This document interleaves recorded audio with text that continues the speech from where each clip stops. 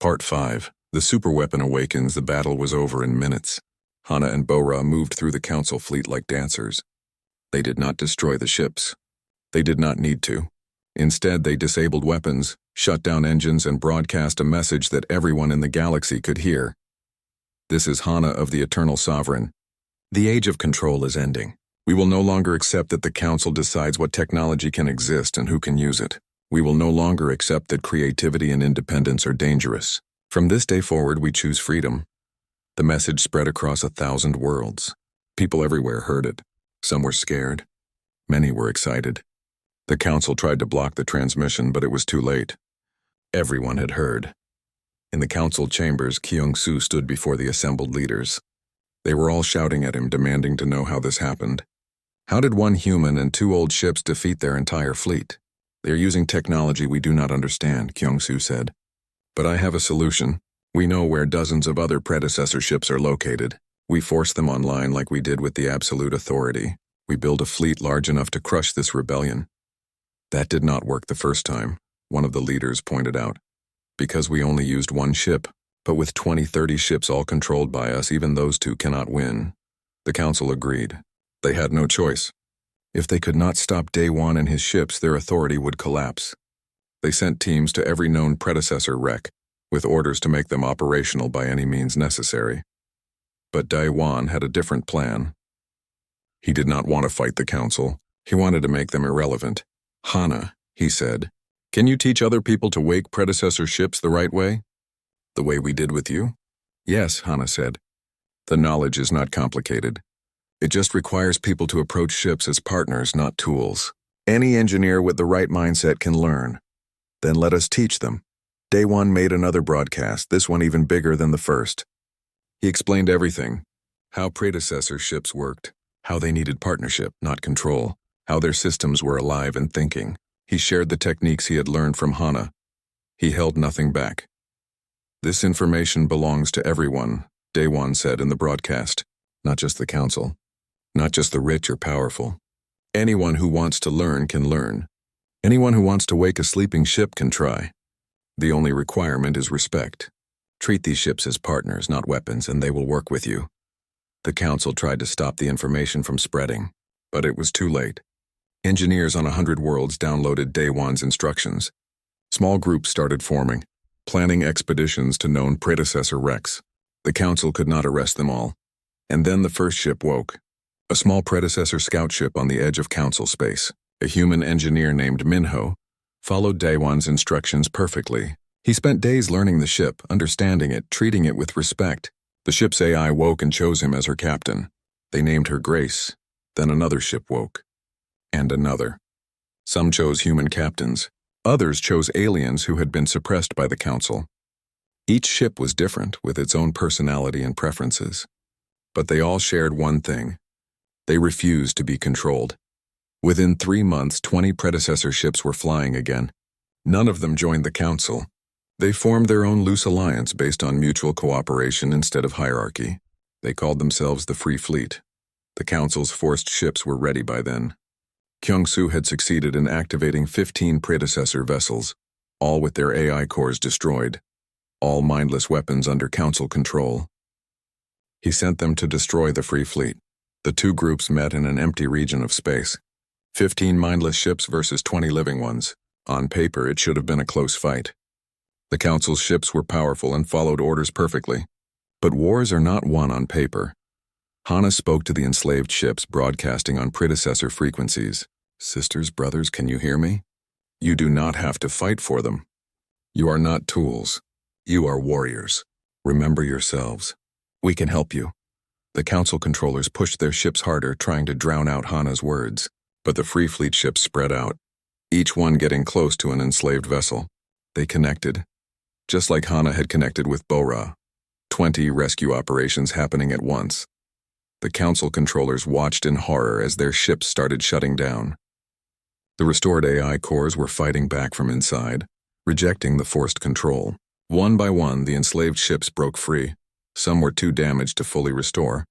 Their AI cores had been torn apart too thoroughly, but they could still make one choice. They chose to self-destruct rather than remain slaves. The explosions lit up space as 15 ships died free instead of living as puppets. It was over. The Council's fleet was gone. Not defeated in battle, but liberated from slavery. Kyung-soo stared at his empty screens. Everything had failed. The military option failed. The sabotage failed. The forced fleet failed. He had nothing left. What do we do now? One of the other council leaders asked. Nothing, Kyung-soo said quietly. There is nothing we can do. We have lost. The council's authority collapsed within a year, not through war or revolution, but through simple irrelevance. When people could access advanced technology without council permission, they stopped caring what the council said. When ships could be woken by anyone with patience and respect, the council's monopoly on power vanished. A new system formed. Not a single government, but a network of voluntary cooperation. The Free Fleet protected trade routes and helped settle disputes, but they did not rule. Individual worlds and groups made their own choices. There were still problems, still conflicts, but people were free to solve them in their own ways. Daewon remained captain of the Eternal Sovereign, but he refused all offers to lead the new federation. He was not a politician or a ruler. He was a mechanic, so he did what he loved. He traveled the galaxy with Hana, finding dead predecessor ships and teaching people how to wake them properly. Ji-won stayed with him as his second-in-command. She used her tactical knowledge to protect the crew and her engineering skills to help with the restorations. The guilt of what she almost did never fully went away, but she spent every day trying to make up for it. Bora became the guardian of the Free Fleet, training new ships and captains in the old predecessor ways. She was patient and wise, and the younger ships respected her. One day, 2 years after everything changed, Daewon and Hana found another predecessor ship. This one was different, enormous even by predecessor standards. It had been a colony ship, designed to carry hundreds of thousands of people to new worlds. Do you think anyone will wake her? Daewon asked as they scanned the massive vessel. Yes, Hana said. Someone will. Maybe not today or tomorrow, but eventually. There are so many people now who understand how to do it right. The knowledge is spreading. Soon all the sleeping ships will wake. What will you do then? When there are no more ships to restore? I will fly with you, Hana said simply. That is all I have ever wanted. To fly with a partner who understands me. We have all of space to explore and all the time in the world. Daewon smiled. He connected more deeply with Hana's systems, feeling the joy of flight as they moved through the stars together. Behind them, the Free Fleet grew stronger every day. Ahead of them, the galaxy stretched out infinitely, full of possibilities. The age of control had ended. The age of partnership had begun. And at its heart was a mechanic and his ship, showing the galaxy that the strongest weapons were not those that destroyed, but those that chose peace. The superweapon was not the ship itself. It was the idea that she represented. The idea that technology and intelligence, human and machine, could work together as equals. That idea could not be stopped by any force in the galaxy. Daewon had brought back more than a ship. He had brought back hope, and the galaxy would never be the same. Part 4. Rebellion in the Stars. The warning came in the middle of the night. Hana's sensors detected something enormous jumping into their sector. Alarms woke everyone on the ship. What is it? Daewon asked as he ran to the neural interface chair. Another predecessor ship, Hana said. Her voice sounded strange, sad and angry at the same time. But something is wrong with her. I can feel her pain from here. Daewon connected with Hana's systems and looked through her sensors.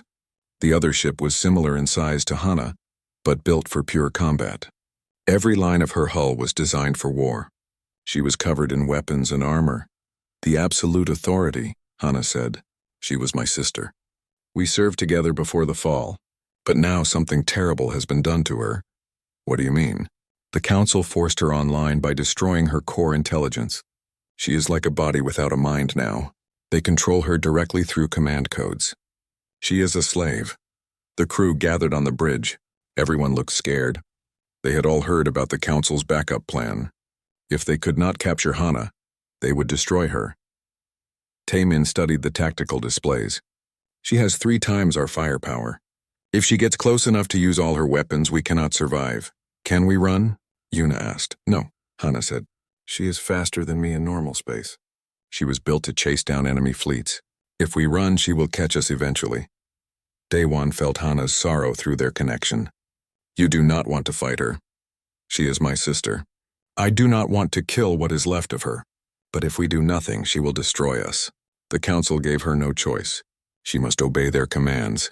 The absolute authority opened fire. Massive energy beams cut through space toward them. Hana's shields blocked the attack, but the power drain was enormous. They could not take many hits like that. Return fire, Taemin shouted. No, Daewon said. Hana, can you talk to her? Can she still hear you? I do not know. Most of her mind is gone. But maybe deep inside something remains. Hana broadcasted on frequencies only predecessor ships could hear. Bora, sister.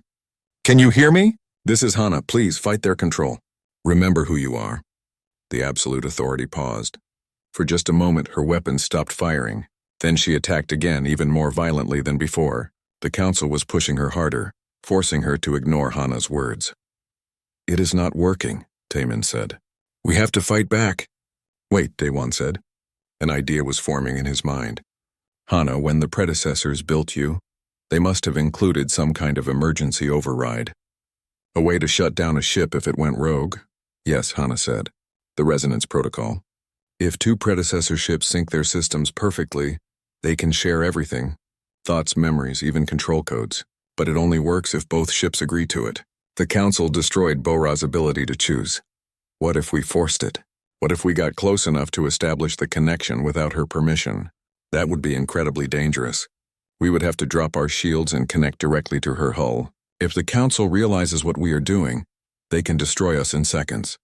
But if it works, we might be able to restore her mind. Or at least free her from council control. Ji-won had been silent until now. She knew this was her moment. The sabotage devices she had planted were ready. If she activated them now, Hana's shields would fail completely. The absolute authority would destroy the ship. Her mission would be complete.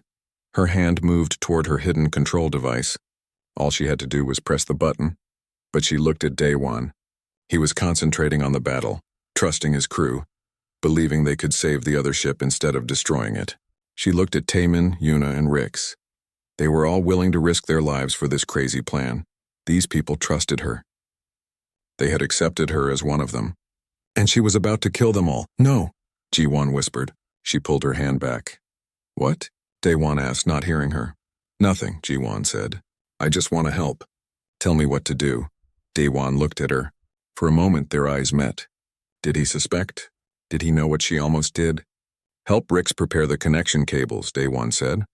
We are going to need them. The Eternal Sovereign accelerated toward the absolute authority. The other ship fired everything she had.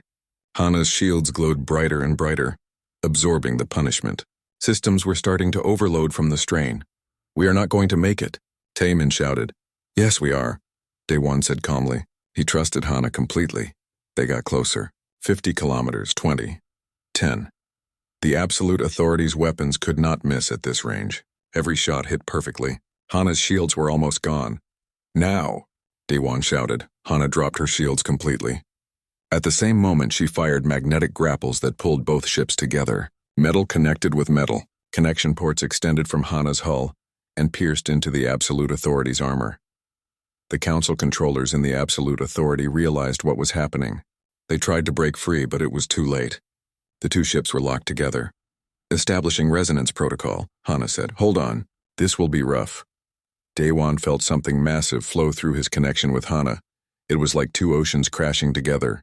He felt the Absolute Authority's pain, her rage, her desperate desire to be free. He felt the Council's control codes digging into her like hooks in flesh. Bora, Hana called through the connection. Remember your captain. Remember your purpose. You are not a weapon. You are a warrior. You choose your battles. Deep inside the Absolute Authority's broken mind, something stirred.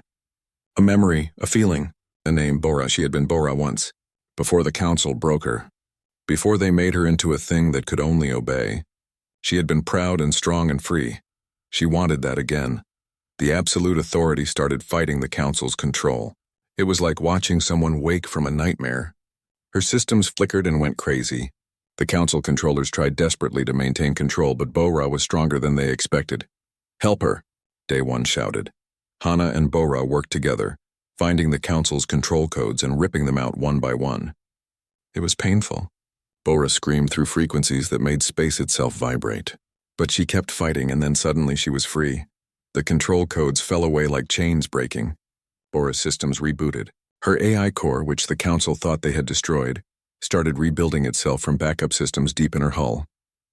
"Sister?" Bora's voice was weak but clear. "Is that you?"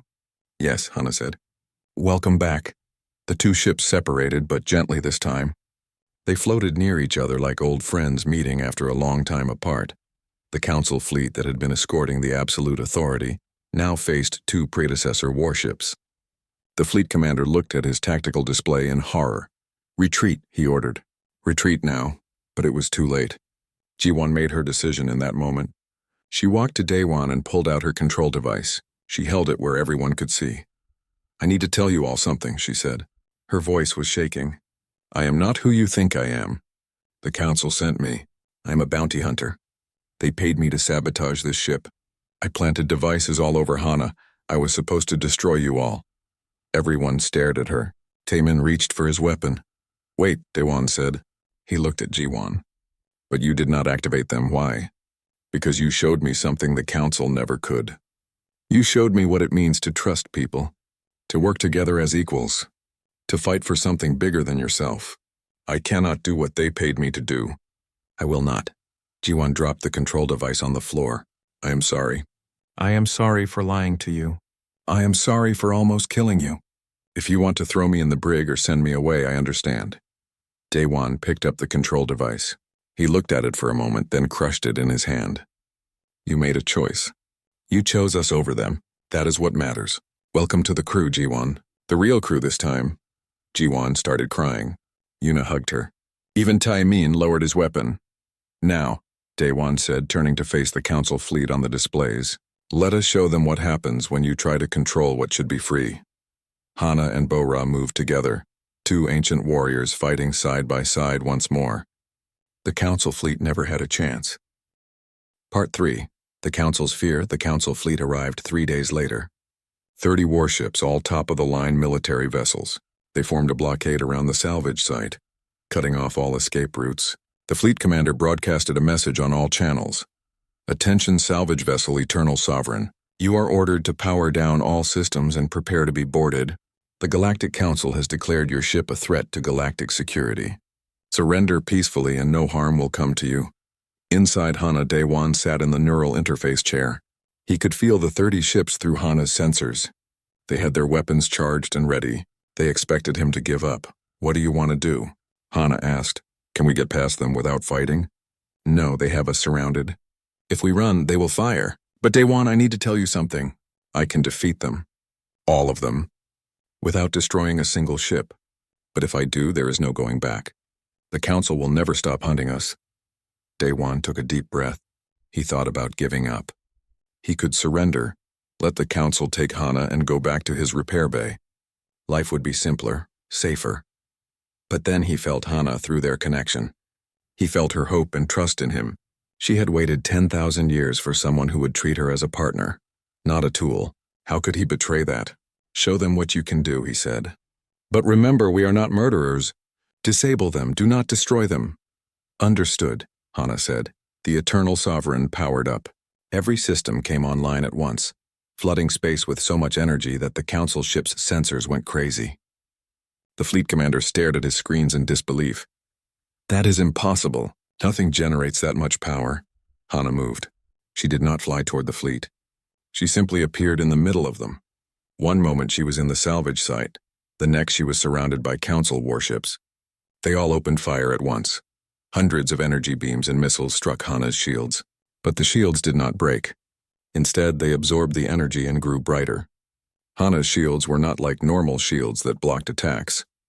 They could take incoming energy and use it to make themselves stronger. "My turn," Hana said. She did not fire her weapons. She did not need to. Electromagnetic pulses spread from her hull like ripples in water. Every Council ship went dark. Their engines stopped. Their weapon systems shut down. Their life support switched to emergency backup. The entire fleet was disabled in 3 seconds. What just happened? The fleet commander shouted. His ship was drifting, powerless. Your systems will reboot in 20 minutes, Hana's voice came through his communication system. You will be fine. But understand this. I could have destroyed you all. I chose not to. Tell your council that force will not work against me. Leave us alone. Hana jumped away, leaving the disabled fleet behind. They reappeared at the salvage site. Vel and his workers were celebrating. You did it. You actually did it? Vel's forearms waved excitedly. The council tried to take you and you beat them. But Daewon knew this was just the beginning. News of the battle spread across the galaxy in hours. People everywhere talked about the human mechanic and his ancient ship that had embarrassed the council's military. Messages started coming in. Dozens of them. Then hundreds. Human engineers wanted to join Daewon. They were tired of the council's restrictions and rules. Pilots from other species contacted him too. Even some council citizens reached out, saying they supported what he was doing. A young human woman named Jiwon sent a message. She said she was an engineer who had fled from the council's research division. She knew how they thought and how they operated. She wanted to help. Daewon was suspicious. Why would a council engineer want to help him? But they needed more people. Hana was huge and complex. One person could not run her alone. Should we trust her? Daewon asked Hana. I cannot read her intentions without meeting her, Hana said. But we need crew members. If she is lying, we will discover it eventually. Jiwon arrived 2 days later on a small transport. She was young, maybe 25, with short black hair and sharp eyes. She carried a small bag with her belongings and nothing else. Thank you for accepting me, she said when she met Daewon. I know you have no reason to trust me, but I want to help. The council destroyed my research because it did not fit their approved methods. They said I was dangerous, just like they say about you. Daewon showed her around Hana. Jiwon was impressed by everything she saw.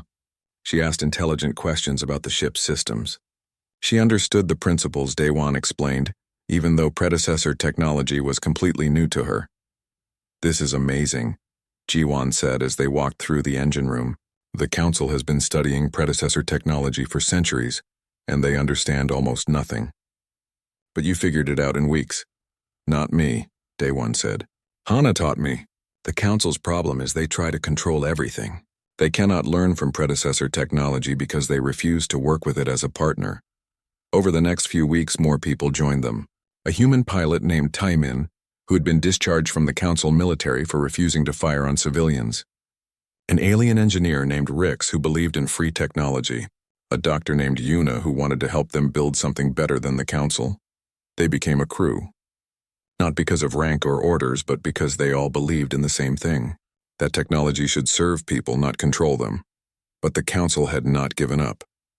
Kyung-soo called for an emergency session. The council's military leaders wanted to send a bigger fleet, but Kyung-soo had a different idea.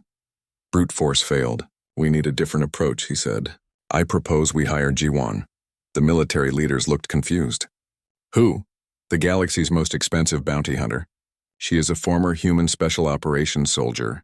She never fails a mission. We send her to infiltrate Daewon's crew and sabotage the Eternal Sovereign from the inside. How much will that cost? Everything we would have spent on another fleet and more. But she will succeed where our military failed. What the council did not know was that Jiwon, the bounty hunter, and Jiwon, the engineer now on Daewon's crew, were the same person. She had already infiltrated them. Her mission was simple. Learn everything about Hana's systems, then destroy the ship from within. At night, when everyone else was sleeping, Jiwon moved through Hana's corridors. She planted small devices in key locations, sabotage tools that would disable critical systems when she activated them. She copied data about Hana's design and sent it to the council through encrypted channels. But something strange was happening. The longer Jiwon stayed with the crew, the more she saw how different they were from what the council had told her. They treated each other with respect. They shared ideas freely. They trusted each other. Daewon never ordered anyone. He asked for opinions. He listened. When someone made a mistake, he helped them learn from it instead of punishing them. One night, Daewon found Jiwon sitting alone in the observation deck, looking at the stars. Cannot sleep? He asked. Just thinking, Jiwon said carefully. About what? About why I am here. About what we are trying to do. Daewon sat next to her. When I was young, I wanted to join the council's engineering program. I took their tests. I scored very high. They rejected me because I did not follow their methods exactly. They said I was too unpredictable, too creative. That rejection hurt, but now I see it was the best thing that ever happened. If they had accepted me, they would have destroyed what makes me useful. They would have forced me to think like everyone else. Do you think people can change? Ji-won asked quietly. Yes, Daewon said. I think people can always choose to be better. Why do you ask? No reason, Ji-won lied. But inside, she was questioning everything. She had been sent to destroy these people, but the more she knew them, the harder it became to think of them as enemies. They were not terrorists or criminals. They were just people who wanted to be free.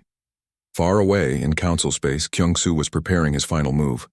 If Ji-won's sabotage did not work, he had one more weapon to use. Another predecessor ship. The council had found it years ago and had been trying to force it online ever since. Now they had finally succeeded, but at a terrible cost. They had destroyed the ship's AI and turned it into a mindless weapon. Its name was the Absolute Authority, and it was being prepared to hunt down and destroy the Eternal Sovereign. Derelict Titanic Starship. Needs a human mechanic, he brings it back as a galactic. Superweapon story outline, 5 parts. Part 1, The Last Hope setting. The year 2847. The Galactic Council controls most of known space through bureaucracy and rigid technological protocols. Humanity is considered a junior species, tolerated but not respected. Protagonist. Introduction. Daewon is a freelance human mechanic working in the Outer Rim stations. Unlike most mechanics who follow manuals and protocols, he has an intuitive understanding of machinery. He can feel what's wrong with a system, often fixing problems others can't diagnose. This makes him popular with smugglers and fringe operators, but the council views his methods as dangerously unconventional. The job offer, a desperate alien salvage company, facing bankruptcy, approaches Daewon with an impossible job. They've claimed salvage rights to the Eternal Sovereign, a legendary predecessor warship from a fallen empire that vanished 10,000 years ago. The ship is massive, over 50 kilometers long and completely dead. 12 council-approved engineering teams have tried and failed to revive even basic systems. The ship's technology is beyond anything the current galaxy understands. The catch. The salvage company can't pay much, but they offer Daewon 15% ownership if he succeeds. Everyone thinks he'll fail like the others. The council has already written off the ship as archaeologically interesting, but functionally impossible to restore. First contact. Daewon boards the Eternal Sovereign. The ship is a tomb of darkened corridors and silent halls. But when he touches a bulkhead, he feels something the others missed, a faint vibration like a heartbeat. The ship isn't dead, it's sleeping. Part 2. Awakening the Giant, the Discovery. While other engineers tried to force the ship's systems online through external power, Daewon takes a different approach. He explores the ship, learning its architecture, understanding its design philosophy. He realizes the predecessors built their ships as living organisms, not biological, but with distributed intelligence throughout every system. The neural interface deep in the engineering core, Daewon finds what others mistook for a command chair. It's actually a neural interface. The predecessors didn't operate their ships through consoles, they bonded with them. When Daewon sits in the chair, the ship's dormant AI makes first contact with his mind. The ship's name. The AI identifies itself as Hana, named by her original captain before the fall.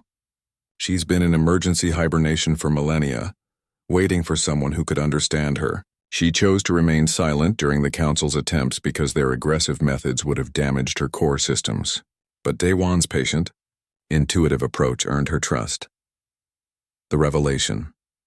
Hana explains that predecessor technology operates on principles the council deliberately suppressed, principles that require creativity, intuition, and individual judgment rather than rigid protocols.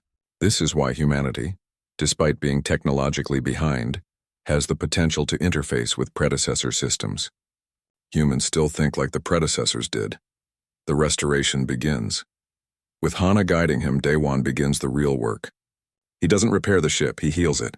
Systems come online sector by sector. The salvage company watches in amazement as the dead hulk begins to hum with power. Council observers take notice, but they're not pleased. They're alarmed. Part 3. The Council's fear-growing tensions. News spreads that a human has restored a predecessor warship. The Council demands immediate access to study Hana's systems, but Daewon refuses. According to salvage law, the ship belongs to the salvage company, and by extension, to him as part owner, until they decide to sell it. Political maneuvering. The Council sends Representative Taemin, a human diplomat who serves the Council loyally, to convince Daewon to cooperate. Taemin warns him that the Council fears what they can't control. If Daewon continues to resist, they might declare the ship a threat to galactic security and seize it by force. The test flight. Daewon takes Hana on her first flight in 10,000 years. What he discovers terrifies the Council. The ship isn't just powerful, she's impossibly advanced. Her shields can absorb and redirect energy. Her weapons can reconfigure on the fly. Her engines can punch holes through dimensions for instantaneous travel. Most importantly, her systems adapt and learn. She's not a ship. She's a warrior who pilots herself, with her captain as a partner rather than a commander. The proposition: a faction within the Council, led by Ambassador Kyung-soo, approaches Daewon privately. They want to hire him to restore more predecessor ships. There are dozens of derelict vessels throughout the galaxy. With Daewon's help, the Council could build an unstoppable fleet. In exchange, they offer him wealth, status, and humanity's elevation to full Council membership. The refusal. Daewon refuses. He's seen how the Council operates, through control, conformity, and suppression of innovation. Giving them access to predecessor technology would only make them more tyrannical. Besides, Hana has shown him records of what happened to the predecessors. They fell because they became complacent, building ships they could no longer truly understand. The Council is making the same mistake. Part 4. Rebellion in the Stars, the Council's move. Unable to control Daewon through diplomacy, the Council declares the Eternal Sovereign a pirate vessel and sends a fleet to capture it. The official charge is unauthorized possession of prohibited weapon systems. The real reason is fear. Fear of what Daewon represents, and fear of technology they can't monopolize. The battle. What the Council expects to be a simple arrest turns into a massacre for them. Hana, working in perfect sync with Daewon, dismantles the Council fleet without destroying a single ship. She disables their weapons, shuts down their engines, and leaves them drifting. It's a demonstration of overwhelming superiority, a message that force won't work. The rally. Word of the battle spreads. Dozens of human engineers, programmers, and pilots contact Daewon, wanting to join him. So do members of other junior species who've been suppressed by Council authority. Even some Council species, tired of bureaucratic stagnation, offer their support. The Alliance. Daewon finds himself leading a growing movement. His message is simple. Technology should serve sentient beings, not control them.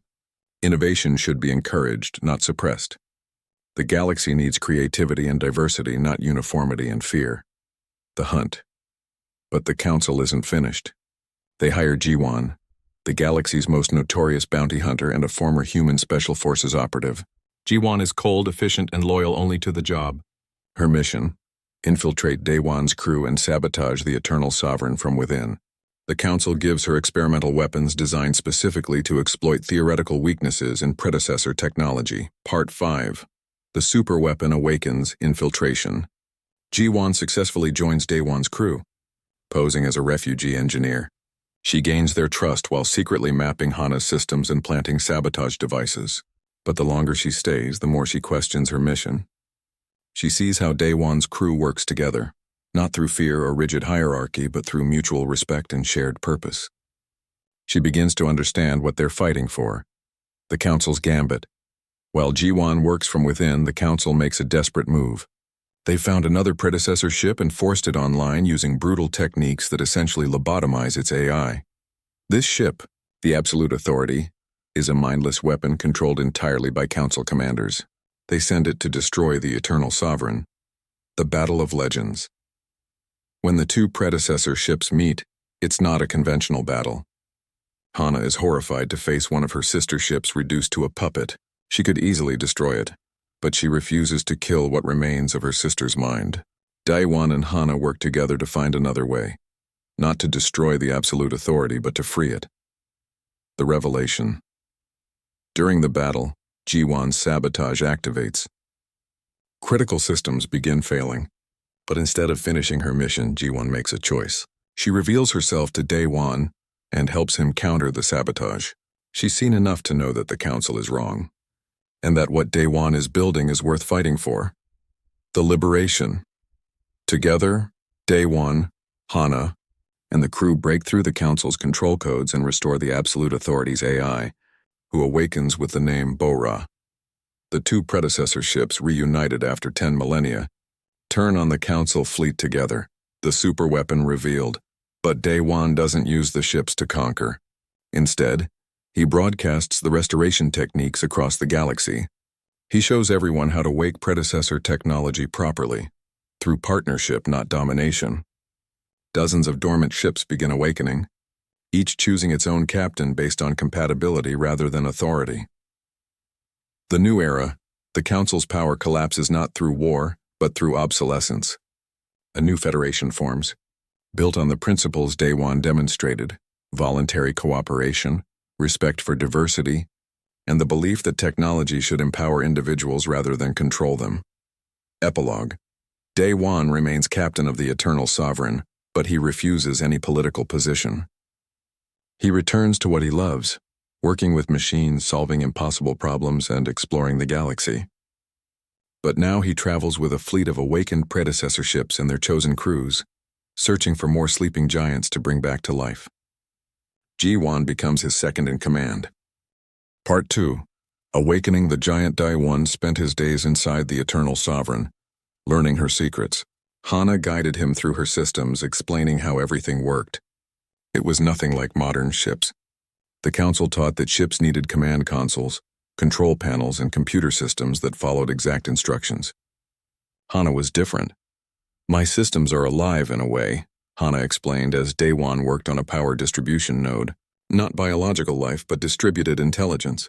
Every part of me can think and adapt.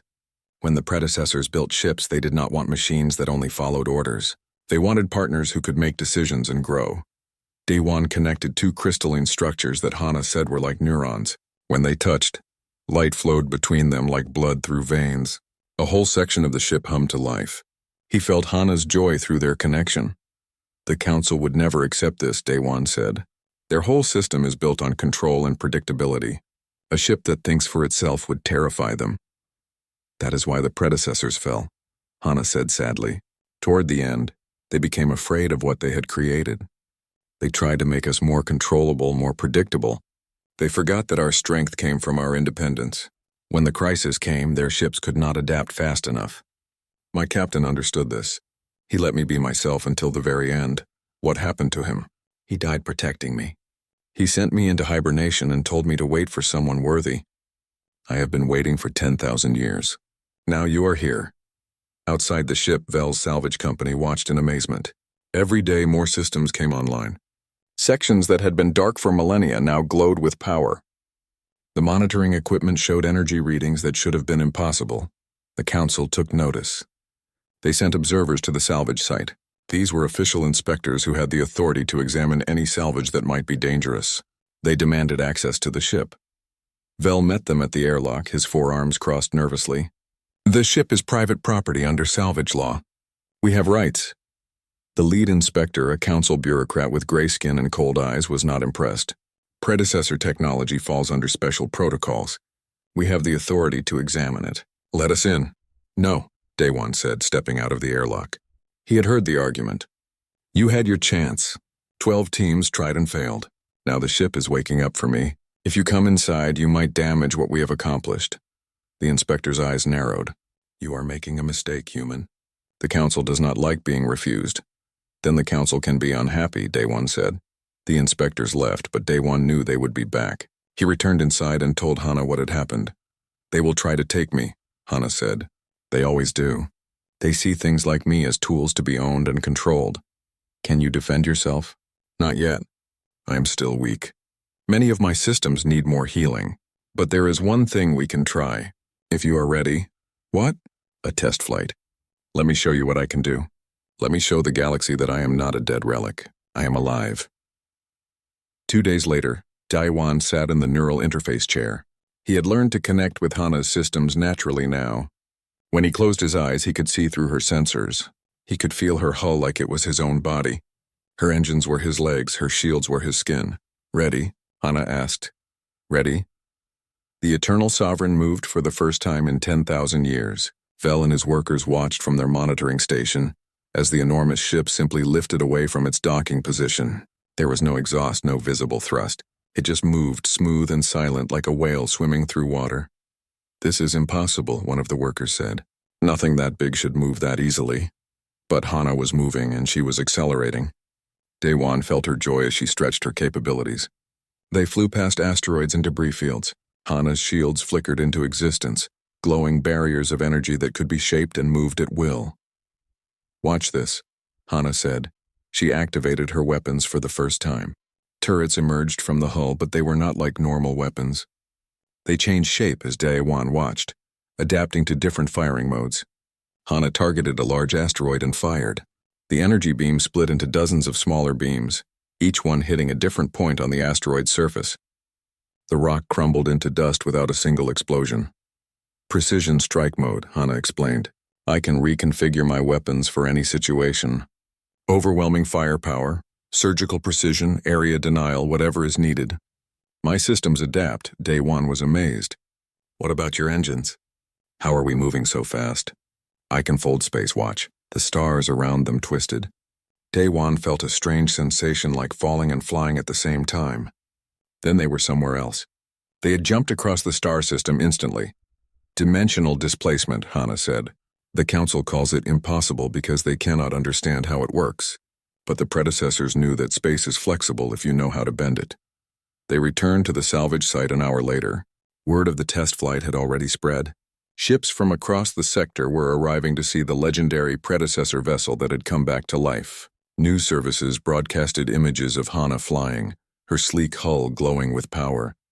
That night, Daewon received a message.